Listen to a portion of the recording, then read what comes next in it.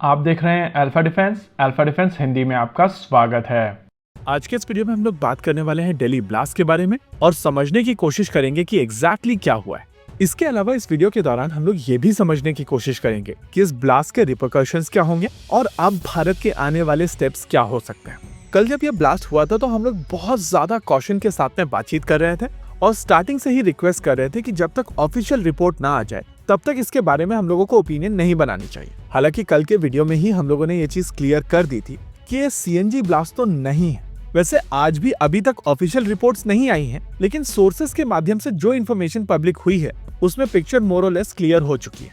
आइए समझ लेते हैं एक एक करके एग्जैक्टली हुआ क्या है। देखिए, भारत की सिक्योरिटी एजेंसीज पिछले कुछ समय से लगातार अलग अलग मॉड्यूल्स को बस्ट करती हुई आई हैं और इन मॉड्यूल्स में से एक मॉड्यूल जो इन डॉक्टर्स के साथ में लिंक था उसके तार पुलवामा के साथ में भी जुड़े हुए थे। देखिए, कल भारत की सिक्योरिटी एजेंसीज ने कई मॉड्यूल्स को पकड़ा था जिसमें आर्म्स स्मगलर्स से लेकर बायो टेररिस्ट तक इन्वॉल्व थे और दिल्ली के पास फरीदाबाद में ये जो मॉड्यूल पकड़ा गया है उसके तुरंत बाद इस मॉड्यूल से जुड़े हुए सारे आतंकवादी पैनिक में आ गए थे और कल दिल्ली का ये जो ब्लास्ट हुआ है वो इसी मॉड्यूल के साथ में लिंक्ड माना जा रहा है। ब्लास्ट में यूज हुए एक्सप्लोजिव्स को लेकर ये चीज क्लियर हो चुकी है कि वहां पर अमोनियम नाइट्रेट का प्रयोग किया गया था। इसके अलावा इस मिक्सचर में फ्यूल ऑयल भी मौजूद था, यानी कि ANFO का यहाँ पर प्रयोग किया गया है और ANFO एक काफी पावरफुल एक्सप्लोजिव है। जो लोग वहां पर मौजूद थे उन्होंने बार बार ये चीज कही थी कि ब्लास्ट काफी पावरफुल था और इसकी इंटेंसिटी काफी ज्यादा थी। हालांकि इतनी इंटेंसिटी के बाद भी अगर आप पूरे एरिया को एनालाइज करेंगे तो आपको समझ में आएगा कि वहां पर श्रैपनल्स नहीं मिले। आमतौर पर जान माल का ज्यादा नुकसान करने के लिए टेररिस्ट श्रैपनल्स का प्रयोग करते हैं और ये श्रैपनल्स सबसे ज्यादा नुकसान करते हैं। इसके अलावा जिस जगह पर ब्लास्ट हुआ था वहां पर किसी तरीके का गड्ढा नहीं देखा गया। दूसरी चीजों के ऊपर अगर आप ध्यान देंगे तो व्हीकल का नाम i20 था और ये हुंडई i20 रुकी हुई नहीं थी, ये सिग्नल के पास स्लो हुई थी और चलती हुई कार में ब्लास्ट हुआ है। इस पॉइंट ऑफ टाइम पर दो थ्योरी फ्लोट की जा रही हैं। एक थ्योरी है जिसमें कहा जा रहा है कि ये एक फिदाइन अटैक था और यहाँ पर जो एक्सप्लोजिव यूज किया गया है उसमें श्रैपनल्स का प्रयोग इस वजह से नहीं किया गया था क्योंकि एक कंपैरेटिवली नए तरीके का कॉम्बिनेशन ट्राई किया जा रहा था और इस कॉम्बिनेशन में श्रैपनल्स की आवश्यकता नहीं थी, जैसा कि आप कैजुअलिटी के साथ में देख सकते हैं।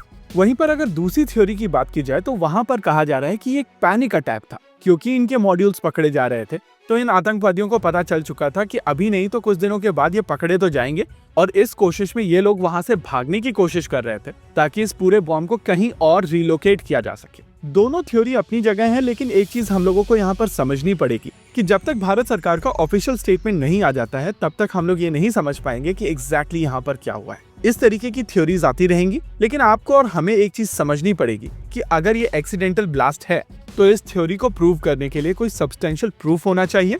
और अगर स्पेसिफिकली इस एक्सप्लोजिव की बात की जाए यानी कि ANFO जिसमें अमोनियम नाइट्रेट और फ्यूल ऑयल होता है उसको डेटोनेट करने के लिए एक स्पेसिफिक तरीके के डेटोनेटर की आवश्यकता पड़ती है और ये एक्सप्लोजन तभी पॉसिबल है जब ये सारी की सारी चीजें असेंबल्ड हो। ऐसे में ये कह देना कि पैनिक में बॉम्ब फट गया वो किसी भी एंगल से लॉजिकल नहीं है। ANFO कोई सुतली बॉम्ब नहीं है कि गाड़ी में कोई सिगरेट पी रहा था और बॉम्ब फट गया।